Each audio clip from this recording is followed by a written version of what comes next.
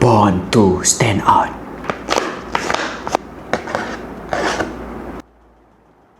Tanpa membuang masa lagi, jom kita cuba.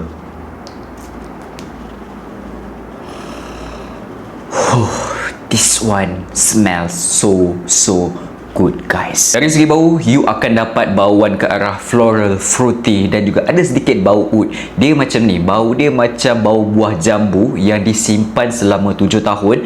Lepas tu korang bayangkan, korang keluarkan balik buah jambu tu, macam tu bau dia, guys. Perfume memang sangat-sangat unik dan very syrupy, dan bagi aku ianya sangat sesuai if you guys nakkan something yang very different, yang tak sama macam orang lain. For me lah kan, this one you will get tons of compliment. Sebenarnya aku dah pernah try dah Born to Stand Out Black Guava ni. Dari segi sias, projection, longevity, bagi aku memang top notch dan dia sangat-sangat tahan lama, guys. If you mencari perfume yang unik dan also very compliment getter type of fragrance, you should try this one, Born to Stand Out Black Guava.